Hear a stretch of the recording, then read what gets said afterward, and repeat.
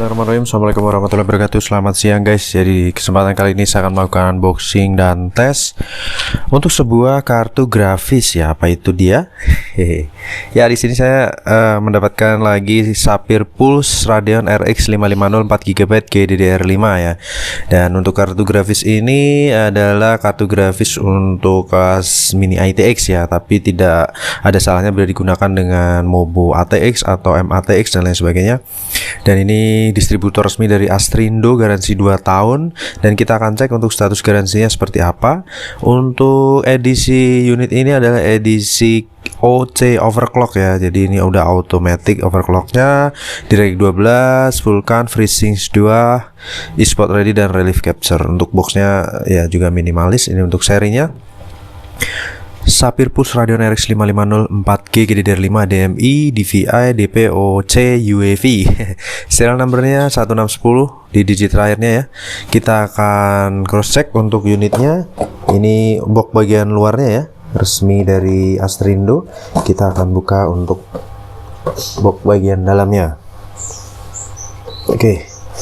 Jadi ini sudah seperti biasa, sudah saya keluarkan dari static bagnya. Seperti ini, kita taruh di sini dulu. Kelengkapannya kita cek guys. Kelengkapannya apa aja sih saat kita beli kartu grafis ini? Ada kartu garansi dari Astrindo ya, kartu garansi resmi Astrindo. Kemudian ada apa ini, manufacturer seperti sertifikat kecil gitu. Ada manual book, installation guide ya. Dan juga ada driver installation disk untuk Windows 10, Windows 7, 64 bit ya, driver version. Oke, kita akan lihat untuk unitnya. Di sini static bagnya. Static bagnya ini mirip-mirip dengan static bag dari unit Zotac ya. Kita lihat di sini untuk seri RX 550 dari Sapphire ini menggunakan single fan, kemudian heatsink berwarna chrome, dan ini benar-benar masih bersih banget seperti baru ya. Masih bersih banget guys. Untuk kipasnya sendiri ini auto fan control, jadi dia akan idle bila suhu di bawah 55 derajat Celcius untuk seri AMD, dan akan berputar saat menyentuh melebihi di atas 55 ya, baru dia akan berputar. Jadi ini auto fan control. Kemudian bisa express 16 kali mulus ya, tentunya mantap jiwa, kinyis kinclong. Di bagian atas ya tidak memerlukan pin power, ada logo Sapphire di sini. Terlihat heatsinknya, sirip pendinginannya, dan ini bagian egg house-nya. Oke, kita lihat untuk portnya. Di sini juga portnya lumayan. Ada 3 display yang bisa kita pakai. Di sini ada 1 buah display port, 1 buah HDMI port, dan 1 buah DVI port ya, kinclong. Oke, di bagian belakang, kalau kita lihat di sini untuk plat fibernya juga sangat bersih banget, masih mulus banget. Untuk serial number, sorry guys. Serial number di sini di nomornya gimana ya? Oh, di sini guys. 1610 cocok ya. 1610. Oke, Ciamik Soro, segel pabrikannya masih utuh, W dan D utuh ya, belum pernah dibongkar. Kemudian untuk garansi 2 tahun nih sampai November 2022 tahun ini ya guys, akhir tahun ini guys, 20 November 2022.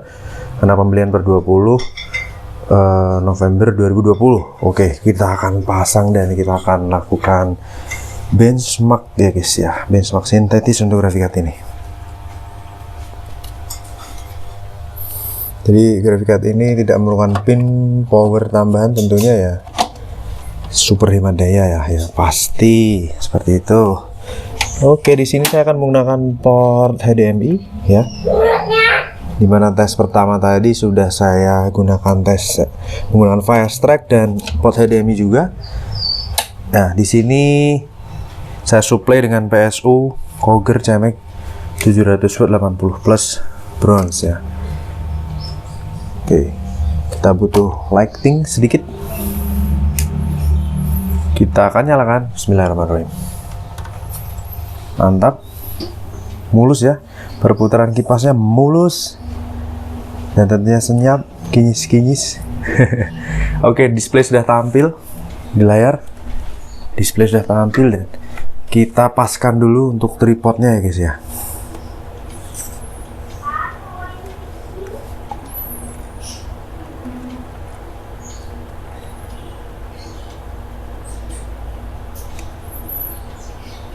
Oke, saya tes per 23 Mei jam 12.24.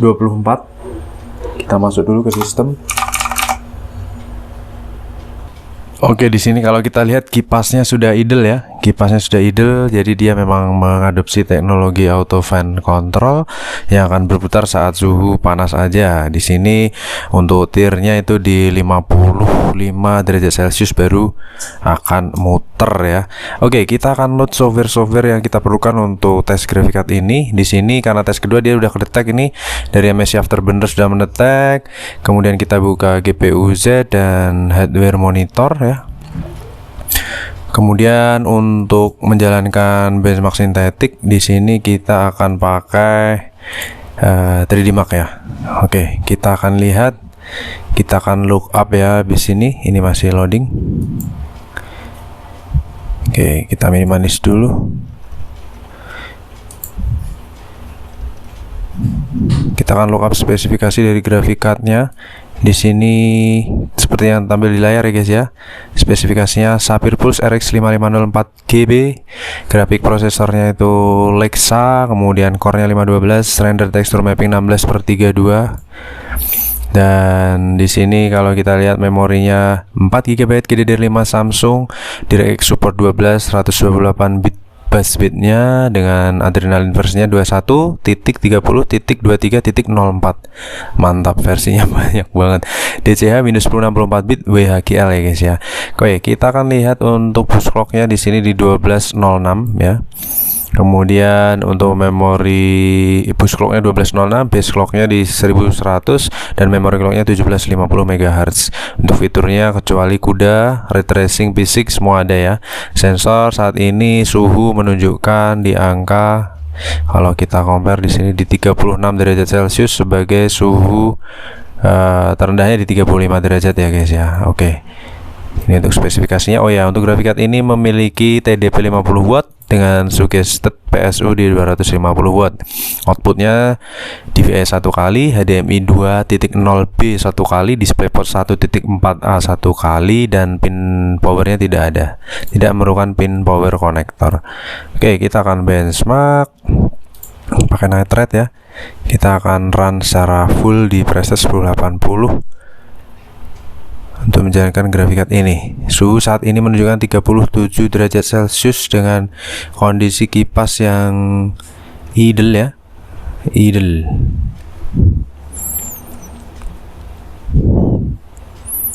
Please wait, collecting system info.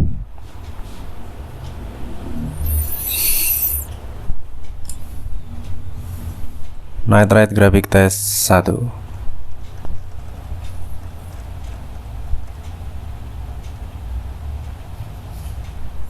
Oke, Radeon software terload di sistem ya. Kita lihat di layar, suhu saat ini 42 derajat Celcius. Belum melakukan benchmark, belum ada pergerakan. Ya, 51 derajat Celcius startnya untuk menjalankan night rate dengan average FPS maksimal di 87, average 50-an, dan real FPS-nya di 80 sampai 70-an ya guys ya. Temperatur di 61 derajat Celcius. Kipas sudah muter tentunya karena sudah melampaui 55 derajat Celcius, dia sudah berputar. RPM kipas di 44% di 2200 RPM. Oke, suhu di 65 derajat Celcius. Stabil di 78 fps ya. Average 67 fps. Mantap, mulus guys. 67 derajat Celcius untuk menjalankan night rate di preset 1080 Full HD ya.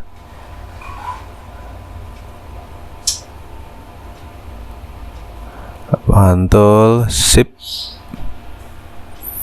Oke, di 69 derajat Celcius suhu tertinggi untuk tes kedua ya guys ya. Lanjut ke night rate graphic test 2. Kita akan lihat bagaimana performanya. FPS di 100-an ya. Kita lihat ini 100 fps, average di 112, temperatur 68 derajat Celcius, mulus ya. Frame-nya di 1500-an, mantap. Frame time-nya 14, sekian. Wow, di atas 100 ya, mantap jiwa, mulus. Temperatur di 69 derajat Celcius sebagai suhu tertinggi ya. 69 biasanya ada komanya, jadi dibulatkan 70 70 derajat Celcius untuk menjalankan night ride di Full HD ya.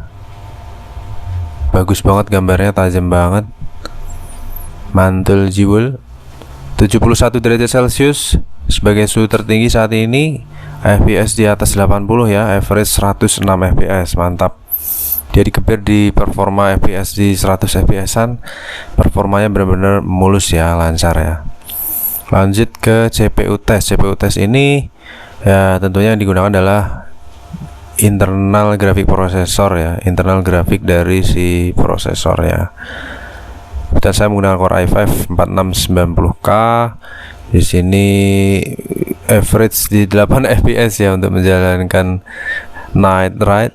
GPU idle di 0%, suhu sudah turun di 59 derajat Celcius, persen RPM kipas di 25%.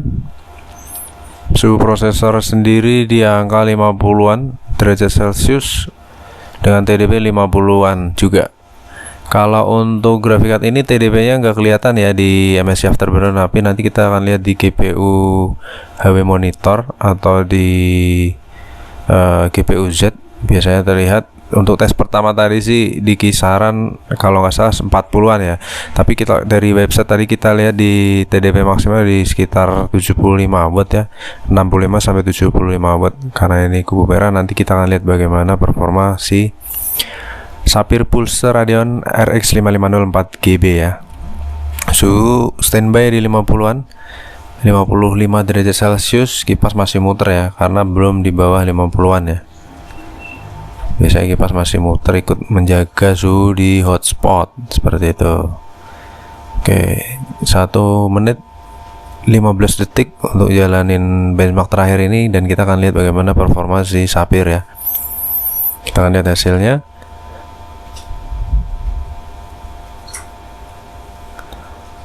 Oke, temperatur tertinggi di 72 derajat Celcius, minimal 35 derajat Celcius, dan untuk thermal car-nya saat ini posisi di 46 derajat Celcius. Kita lihat skor dari benchmarknya guys. Grafik skornya di 18.600, CPU skornya di 5.300, dan night ride skornya di 13.500 dengan predikat good karena dia terpaut sedikit sekali dengan average skor rata-rata, showing result from the same hardware ya. Kemudian kita lihat kurva untuk tes 1 di sini suhu tertinggi di 69 derajat Celcius, tes 2 suhu tertinggi di 72 derajat Celcius dan berangsur turun sampai ke 48 derajat Celcius, dan posisi saat ini kipas sudah idle di 45 derajat Celcius.